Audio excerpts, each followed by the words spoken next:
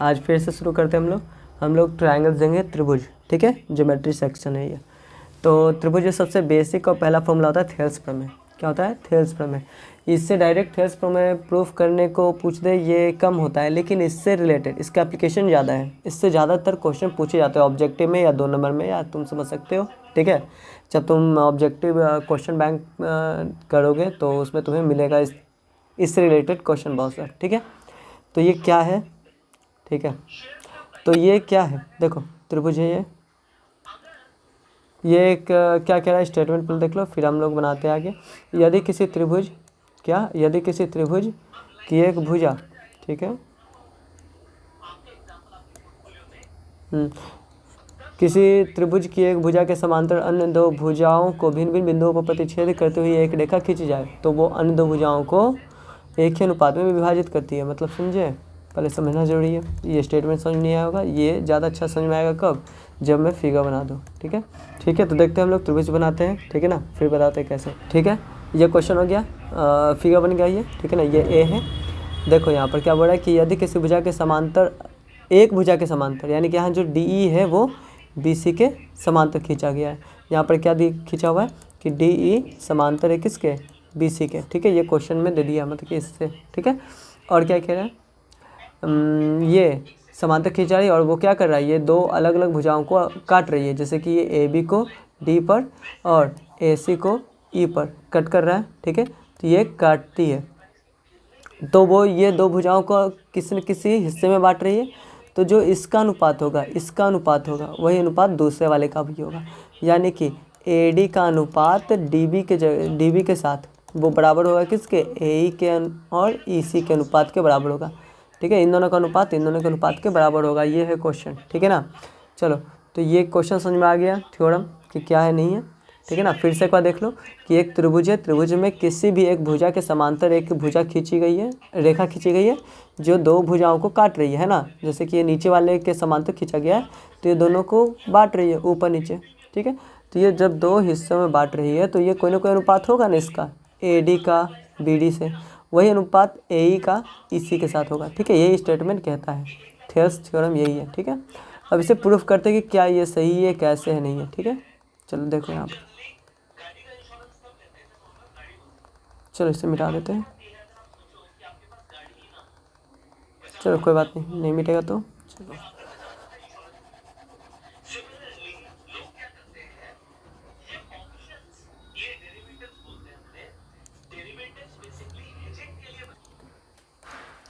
चलो तो हम लोग देख लिए क्या क्वेश्चन था, ठीक है ना। चलो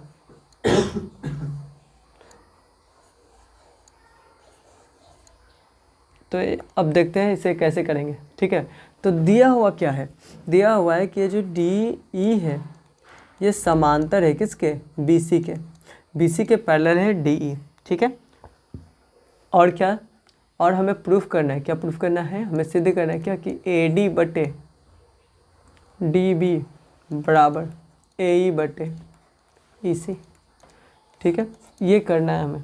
तो ये ऐसा ही नहीं हो जाएगा, इसके लिए हमें कुछ कंस्ट्रक्ट करना पड़ेगा, कुछ बनाना पड़ेगा। क्या बनाना पड़ेगा, एक लाइन यहाँ से यहाँ जाते हुए, सॉरी इसे मिटाओ, एक लाइन बनाते हैं यहाँ से यहाँ के लिए, ठीक है, और यहाँ से यहाँ के लिए। ये लाइन कैसा लाइन है, ये लाइन लंबवत है, 90 डिग्री पर है। भले ही ना लग रहा हो लेकिन हम लोग ऐसा खींचेंगे जो 90 डिग्री पे हो, ठीक है। कहीं ना कहीं थोड़ा बहुत का डिफरेंस है वो, लेकिन इतना मैनेज कर लो तुम लोग, ठीक है ना। तो हम लोग इस साइड से अनुसार कहीं पर लंब होगा, चाहे यहाँ हो चाहे यहाँ हो, कहीं पर पॉइंट होगा ना, यहाँ पर हम लोग मान लिए बीच में, ठीक है। नीचे तो हो नहीं सकता, यहाँ पर हो सकता, तो ये हो गया m और ये हो गया n, ठीक है। इसे हम लोग मान लिए m और इसे मान लिए n, ठीक है। अब क्या करना है हमें, देखो हमें प्रूफ करना है ये ए डी डी बी के बराबर, डी बी के बराबर नहीं, एक तरफ ये चाहिए हमें ए डी और डी बी चाहिए, दूसरी तरफ ए ई और ई सी चाहिए, ठीक है। तो यहाँ पर ये बताओ कि ये ए डी आएगा कहाँ से, ये ऊपर वाले त्रिभुज से आएगा ना, त्रिभुज ए डी ई से दिख रहा है ऊपर वाले त्रिभुज से, ये ए डी एक नहीं है। चलो तो हम लोग क्या लिख देंगे, त्रिभुज ए डी ई में, त्रिभुज ए डी ई में अब त्रिभुज ए डी ई का क्षेत्रफल क्या होता है? त्रिभुज ए डी ई का क्षेत्रफल क्या होगा बताओ? त्रिभुज ए डी ई का क्षेत्रफल हो जाएगा 1/2 इंटू आधार। जब हम लोग ये त्रिभुज ले रहे हैं तो आधार क्या हो गया? ए डी हो गया, गुना ऊंचाई, ऊंचाई क्या हो गया? ई एम हो गया, या एम ई बोलो, जो बोलना है बोलो। आधार देखो कोई भी हो सकता है। जब हम लोग त्रिभुज बनाते हैं तो इसका आधार कोई भी भुजा हो सकती है, ये भी हो सकता है, ये भी हो सकता है, ये भी हो सकता है, ठीक है ना। तीनों किधर से भी खड़ा कर दो, अगर खड़ा हो गया तो वो आधार हो गया, ठीक है। लेकिन उस आधार, एक खास आधार के लिए उसके लिए ऊंचाई अलग अलग हो जाएगी। जैसे ये है तो इसके लिए ऊंचाई ये हो जाएगी। ये ऊंचाई कैसे होगी? जो 90 डिग्री पर, ध्यान देना, कोई भी एंगल पे नहीं, 90 डिग्री पर होना चाहिए। अगर ये देखा जाए इस बेस के लिए, तो इस बेस के लिए ऊंचाई क्या हो जाएगी? ये हो जाएगा कहीं ना कहीं, यही लाइन कहीं ना कहीं हो जाएगा, क्योंकि 90 डिग्री बना रहे हैं। चलेगा, फिर से फिगर बना देते हैं। जैसे ये है तो इसके लिए ऊंचाई क्या हो गया? ये हो गया ऊंचाई। इस साइड के लिए ऊंचाई क्या हो गया? ये हो गया। ऊंचाई मतलब क्या? न्यूनतम दूरी, और वो लंबवत होता है, वही न्यूनतम दूरी होती है, ठीक है। इसके लिए ऊंचाई क्या? इसके लिए ऊंचाई ये हो गया, ठीक है। तो सभी के लिए अलग अलग हो गया, ठीक है ना। सभी साइड्स के लिए जो हम लोग बेस मानेंगे उसके रिस्पेक्ट में ऊंचाई अलग अलग होगा, उसके रिस्पेक्ट में ऊंचाई अलग अलग होगा, ठीक है। तो यहाँ पर अगर इस त्रिभुज की बात करें तो इस त्रिभुज में क्या दिख रहा है? देखो ठीक से,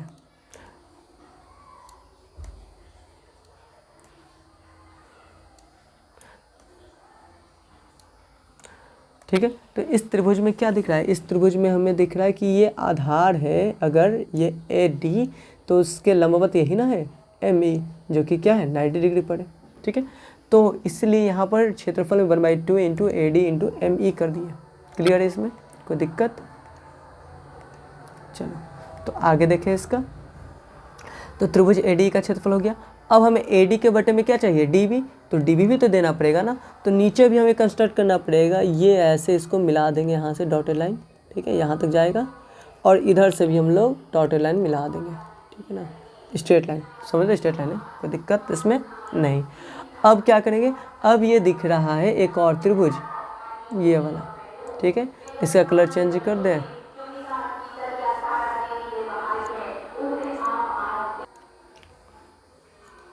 ठीक है। तो ये हो गया। अब ये दिख रहा है हमें एक दूसरा त्रिभुज, देखो ए बी, सॉरी, डी से बी, बी से ई तक जा रहे हैं, तो ये एक त्रिभुज बन रहा है, ठीक है ना। तो इसका क्या होगा? देखो अगर इसको हम लोग बेस माने तो इस ऊंचाई चाहिए। ऊंचाई क्या होता है? परपेंडिकुलर, अभी बात की। अगर इसे हम लोग देखें, अगर इसको हम ऐसा कर दें, ठीक है, तो ये कहीं ना कहीं ऐसा फिगर बनेगा, ठीक है।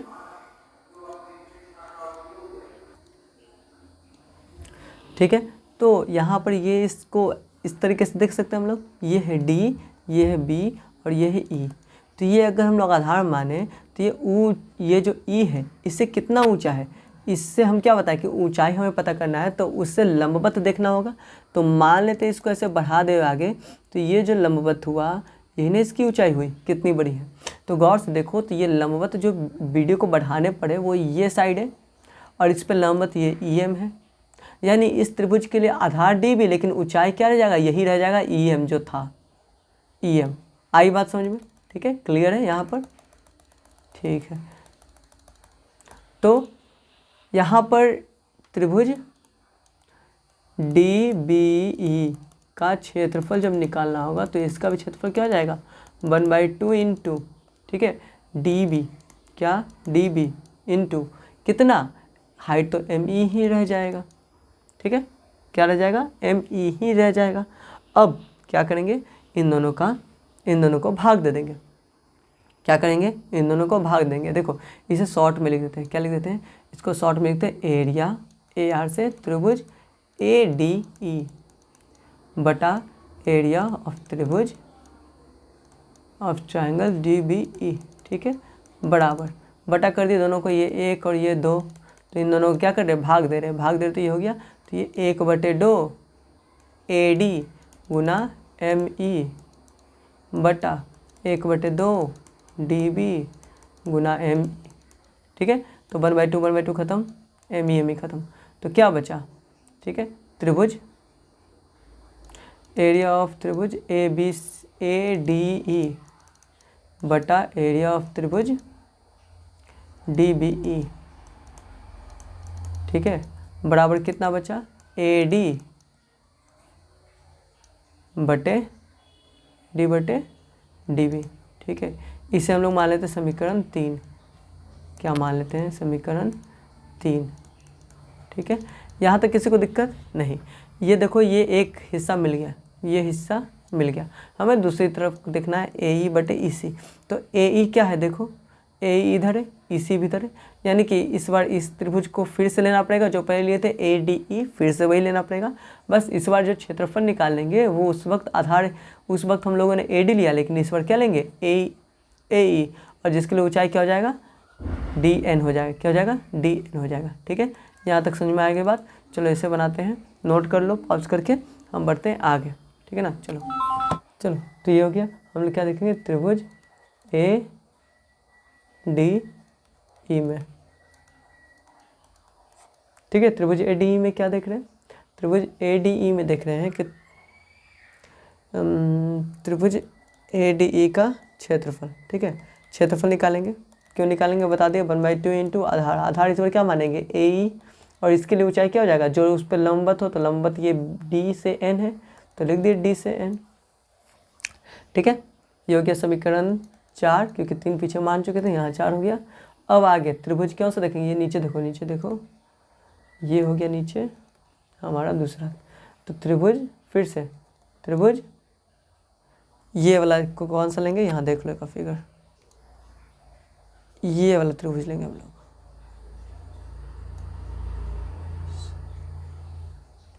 ठीक है, त्रिभुज कौन से त्रिभुज में, त्रिभुज DEC में। ठीक है, त्रिभुज DEC का क्षेत्रफल क्या हो जाएगा, ठीक है, बराबर क्या है, 1/2 इंटू आधार को क्या होगा, EC गुना DN। कैसे ये होगा, पीछे यहाँ पर ये इस साइड के लिए समझाया था ना कि अगर ये आधार रहेगा तो इसकी ऊंचाई ये कैसे होगा, उसी तरीके से ये आधार होगा तो इसकी ऊंचाई इसके लिए ये होगा। ठीक है ना, तो 1/2 इंटू EC कितना है बताओ, E से C, E तो रह जाएगा ना, यहाँ पर कोई क्यों करेंगे। ठीक है, तो देखो यहाँ पर अब क्या करेंगे, ये समीकरण हो गया 5। अब 3 और 5 को फिर से भाग देंगे, यानी एरिया ऑफ ट्रायंगल ADE बटा एरिया ऑफ ट्रायंगल DEC। ठीक है, तो बराबर कितना, 1/2 गुना AE बटे गुना DN बटा 1/2 गुना EC बटे DN। तो DN से DN खत्म, 1/2 से 1/2 खत्म, तो बराबर क्या हो गया, AE बटे EC। समीकरण कितना हो गया, 6। तो समीकरण 3 हमारा क्या आया था, ठीक है, समीकरण 3 क्या आया था, समीकरण 3 था क्या, त्रिभुज एरिया ऑफ ट्रायंगल ADE बटा एरिया ऑफ ट्रायंगल BDE। अब BDE बोलो DBE बोलो, बात वही है। ठीक है, तो इसका आया था AE बटे क्या आया था, AD बटे DB। ठीक है, ये आया था। और अभी क्या आया है, अभी आया है ये समीकरण 3 है, और अभी क्या आया, एरिया ऑफ ट्रायंगल ADE, हाँ ठीक है, एरिया ऑफ ट्रायंगल ADE बटे ट्रायंगल ऑफ एरिया कितना, एंगल DEB कितना है, DEC। ठीक है ना, DEC।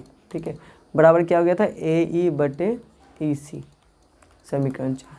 हमें प्रूफ क्या करना था, प्रूफ करना था AD बटे DB। एक बार देख लो क्या था, AD बटे DB बराबर AE बटे EC। ठीक है, ये प्रूफ करना था हमें। तो देखो ये दोनों को बराबर करना है, इन दोनों को बराबर करना पड़ेगा। ADE दोनों सेम है, यानी कि बराबर होगा, लेकिन नीचे वाला क्या है, सेम है क्या, नहीं ना, DBE है और ये DEC है। ठीक है, अगर हम इसे फिगर में देखें तो फिगर में क्या कह रहा है, देखो कौन वाला त्रिभुज है, तो एक तो ये ब्लैक कलर से दिख रहा है वो, और एक दिख रहा है रेड कलर से, अभी रुको दिखाते ऑरेंज कलर से। ठीक है, तो ये देखो एक त्रिभुज ये वाला हिस्सा, ये, और एक ये इधर जो है, ये दोनों त्रिभुज के बारे में बात की जाए, ये दोनों त्रिभुज बराबर कैसे होंगे, तो यहाँ देखो ये दोनों अगर बराबर हो गए तो हमारा काम हो गया। ठीक है, तो अगर कोई दो समांतर रेखाएं हैं, इसके बीच में त्रिभुज बना हुआ है, ठीक है ना, आधार सेम है और त्रिभुज बना हुआ है, ठीक है, कोई कैसा भी त्रिभुज क्यों ना हो। तो इस सभी त्रिभुज, तीनों त्रिभुज के लिए हाइट क्या होगा, ऊंचाई सेम होगा, एक ही होगा, आधार कितना होगा वो भी सेम ही होगा।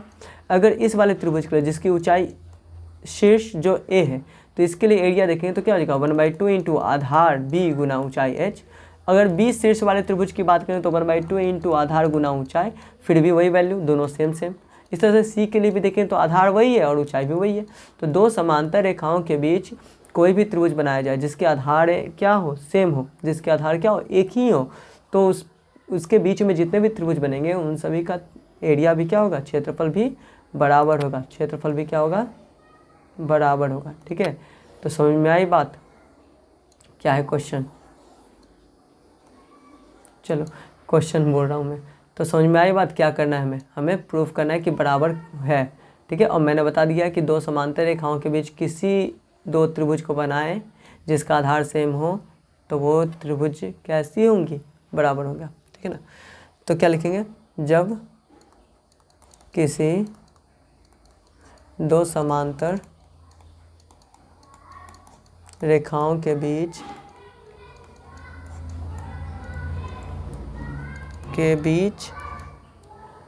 समान आधार पर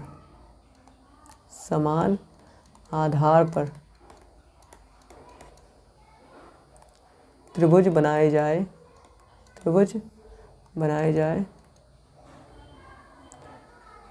समान आधार पर त्रिभुज का क्षेत्रफल समान होता है, क्या होता है, समान होता है। इसलिए एरिया ऑफ त्रिभुज DBE बराबर है किसका, एरिया ऑफ त्रिभुज DEC के, ठीक है। ये हो गया हमारा, क्लियर है यहाँ पर बात, यहाँ तक किसी को परेशानी नहीं। अब जब ये दोनों बराबर है और ऊपर वाला तो बराबर था ही, यानी कि ये 3 और 4 क्या होंगे, 3 और 6, सॉरी ये क्या है 6 है, 3 और 6 क्या होंगे, बराबर होंगे, क्या होंगे, बराबर होंगे, ठीक है ना। इसलिए तो क्या होगा यहाँ पर, ठीक से देखो फिर से, एरिया ऑफ त्रिभुज ADE बटा एरिया ऑफ त्रिभुज DBE बराबर होंगे एरिया ऑफ त्रिभुज ADE बटे एरिया ऑफ त्रिभुज DEC, ठीक है। अब DEC लिखो, DCE लिखो, बात वही है, त्रिभुज तो वही है, ठीक है ना। इसलिए ये कितने बराबर था, ये किसके बराबर था, AD बटे DB, और ये किसके बराबर था, AE बटे EC, ठीक है। इस तरह से ये क्या हो गया, प्रूव्ड हो गया, ठीक है, क्या हो गया, प्रूव्ड। अब इतना सारा क्या आएगा एग्ज़ाम में इस तरह से क्वेश्चन, डायरेक्टली तो नहीं लेकिन ऑब्जेक्टिव और न जाने क्या क्या करके 5 से 6 नंबर तक के पूछे जाते हैं, ठीक है ना। तो कैसे पूछे जाएंगे, अभी हम लोग जो सीखे वो हुआ क्या, इससे मतलब क्या है, इसका सिर्फ एक मतलब है, यहाँ देखो ये A B C और ये D E है, ठीक है। अगर ये 2 है, ये 3 है, ये हमें नहीं पता और ये 6 है, तो कह रहा है x निकालो। तो हम क्या बताएं कि जो अनुपात इन दोनों का होगा वही अनुपात इन दोनों का भी होगा थ्योरम के अनुसार। 2/3 बराबर होगा किसके, x/6 के। x का वैल्यू निकालने को कह रहा है तो 2/3 था गुना 6 इधर आ जाएगा 2 बार में, यानी x बराबर कितना आ गया, 4 आ गया। यही करना है बस और कुछ नहीं। तो इस तरीके से ये त्रिभुज का क्षेत्रफल से होता है, ठीक है। इससे और भी कुछ हो सकता है, जैसे कि ये ऐसा देकर ऐसा भी कर सकता है, देखो, ठीक है। इसको और बढ़ा दिया गया त्रिभुज को, रुको फिर से कर दें, ठीक है। ये पूरा त्रिभुज, ये एक समांतर, ध्यान देना समांतर रेखाएं होनी चाहिए, समांतर नहीं होगा तो नहीं हो पाएगा, ठीक है। समांतर नहीं हो पाएगा तो नहीं हो पाएगा, तो समांतर जरूरी है। अब क्या कहते हैं कि ये A से B कुल लंबाई 2 है या 12 है मान लो। अब यहाँ से यहाँ तक की लंबाई 5 है, ठीक है, यहाँ से यहाँ तक की लंबाई 5 है, और ये दे दिया DB 3, तो ये x कितना होगा, ठीक है। तो इस तरीके से भी क्वेश्चन पूछा जा सकता है। तो क्या करोगे, तो हमें पता है क्या कि इसका अनुपात AD का और DB का, ये AD का और ये DB का, और यहाँ तो ये पूरे AB का दिए हुए हैं, पूरे AB का लेंथ है, तब कैसे बनाएंगे? ठीक है, तो देखो कैसे, अगर हम यही जो था क्या AD बटे DB, ठीक है, बराबर क्या था AE बटे EC, दोनों तरफ अगर एक जोड़ दें तो क्या हो जाएगा AD बट प्लस DB बटा DB बराबर AE प्लस EC बटे EC। तो देखो AD और DB जुड़ गया, AD और DB जुड़ गया, तो ये पूरा AB बन गया, यानी इसे हम लोग लिख सकते हैं AB बटे DB बराबर AC बटे EC, यानी ये पूरा का पूरा लंबाई, पूरा भुजा की लंबाई बटा ये वाला, ये BD की लंबाई बराबर, वही कह सकते हैं ये पूरे का अनुपात बटे ये पूरा और इसका अनुपात। ठीक है, तो समझो इसको कैसे करेंगे।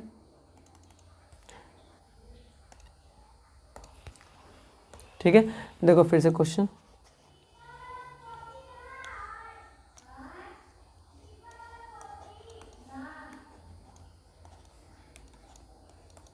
ये दे दिया AB की लंबाई 12 सेंटीमीटर। ठीक है, अब BD दे दिया कितना 7 सेंटीमीटर और EC बोल दिया है 5 सेंटीमीटर। तो कह रहा है AC निकालो, क्या निकालो AC।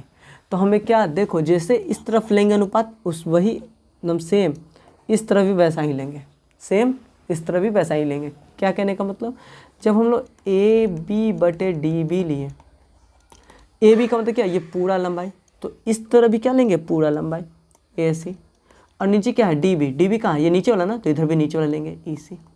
ठीक है, अगर हम ये पूरी लंबाई लेते हैं AB और इधर लेते हैं ऊपर वाला AD, ये ऊपर वाला, तो इस तरह भी वही करेंगे, पूरा लेंगे AC और ऊपर वाला लेंगे AE बटे में। तो ध्यान रहना, अनुपात हमेशा क्या होगा बराबर होगा, जब हम लोग इधर से देखेंगे, जैसा इधर रहेगा वैसा इधर रहना चाहिए, तो अनुपात क्या होगा बराबर होगा। ठीक है, तो इससे बनाने के 2-3 तरीके हैं। ठीक है ना, जिससे तुम बना सकते हो, लेकिन इसमें कोई एक तरीका पकड़ो और उसको अच्छे से करो। ठीक है, टेंशन नहीं लेना है क्या होगा नहीं होगा। वैल्यू रखो AB का वैल्यू 12 बटे BD का वैल्यू कितना, BD हमें नहीं पता, BD हाँ पता है 7 रख दिए, कितना रख दिए 7। ठीक है, बराबर कितना AC हमें नहीं पता, ये तो चाहिए, और EC कितना दिए हुए, इसे दिए हुए 5 रख दिए। तो AC बराबर क्या हो गया 5 उधर गुना में, तो 12 बटे 7 गुने 5, तो 12 × 5 = 60 बटे 7। ठीक है ना, बस यही हो गया तुम्हारा आंसर। यहाँ पर अपने मन से दे दिए इसलिए एग्जैक्ट कटा नहीं। ठीक है ना, तो एग्जैक्ट कटेगा आंसर आएगा। ठीक है ना, इस तरह के क्वेश्चंस बहुत बार पूछे जाते हैं एग्जाम्स में। ठीक है ना, कोई दिक्कत इसमें? तो एक और क्वेश्चन इस पर देख लेते हैं, इसके बाद इससे रिलेटेड जितने भी क्वेश्चंस और होंगे इसे देख लेंगे कल, और अदर जो आगे प्रमेय होगा वो हम लोग पढ़ेंगे। ठीक है, तो पहले इससे रिलेटेड जितने भी क्वेश्चन तुम्हारे पास हैं उसे बनाओ। ठीक है ना, यहाँ पर क्या है नहीं है एक बार हम यहाँ पर देख लेते हैं एक क्वेश्चन उससे रिलेटेड। ठीक है ना, ये त्रिभुज एक मान लो। ठीक है, रुको फिगर बनाते हैं इस तरह से।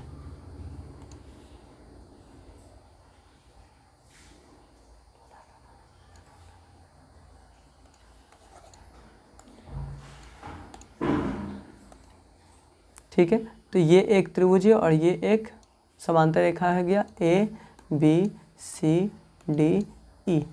तो ये जो लंबाई है ये दे दिया है 4x - 3, और ये जो लंबाई है ये दे दिया 3x - 1, और ये लंबाई जो है वो है 8x - 3, और ये जो लंबाई है वो है 5x - 2।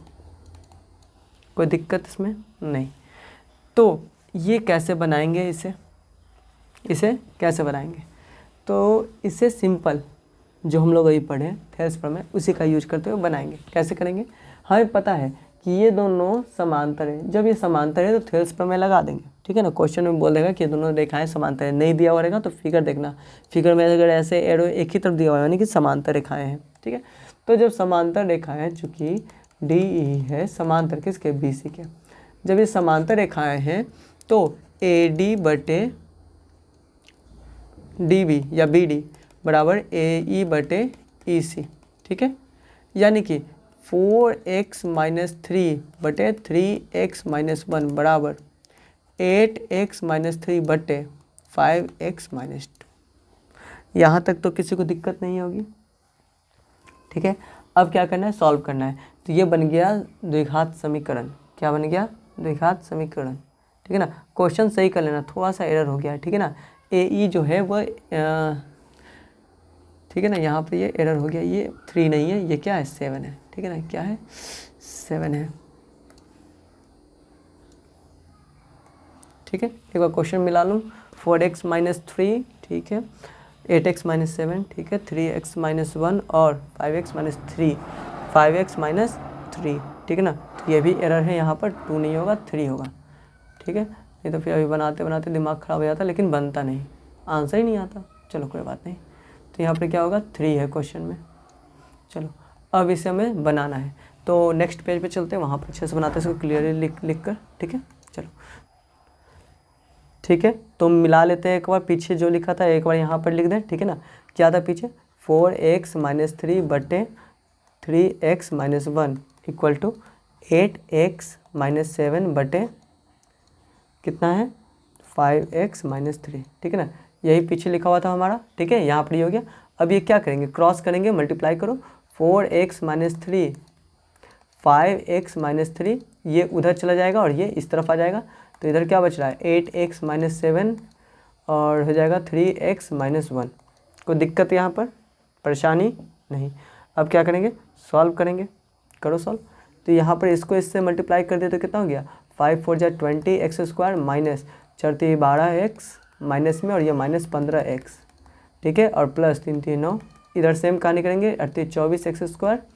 अब ये क्या हो गया, -8x, अब ये -21x और +7, ठीक है। अब इधर सॉल्व करो तो 20x² माइनस माइनस प्लस हो गया तो -27x हो गया, +9 बराबर 24x² माइनस माइनस प्लस तो कितना हो गया, -29 हो गया, 29x +7, ठीक है।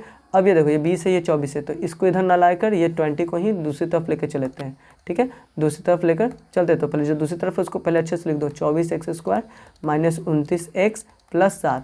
अब ये 20 इधर आया तो 20 - x हो गया। अब ये करेंगे तो माइनस प्लस हो गया 27x और ये 9 इधर आया तो -9 हो गया बराबर 0। अब ये कितना हो गया, 4x², क्योंकि यहाँ 24 और यहाँ पर 20, तो 24 20 कितना होगा, घटेगा तो +-4 होगा।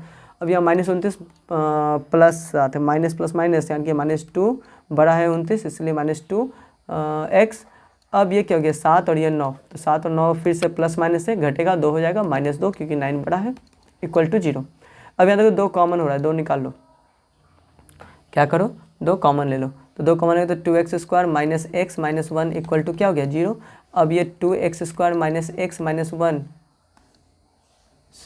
हाँ इक्वल टू 0 हो जाएगा, क्योंकि ये 2 इधर आया 0 में तो ख़त्म, तो ये हो गया। अब इसको क्या करना है, गुणनखंड करना है। क्या करना है, गुणनखंड करना है। तो गुणनखंड करना है तो आता ही है तुम लोगों को, नहीं आता क्या, क्या करते हैं, पहले ये और ये मल्टीप्लाई करते हैं, यहाँ 2 है यहाँ 1 है, तो 2 और 1 मल्टीप्लाई किए,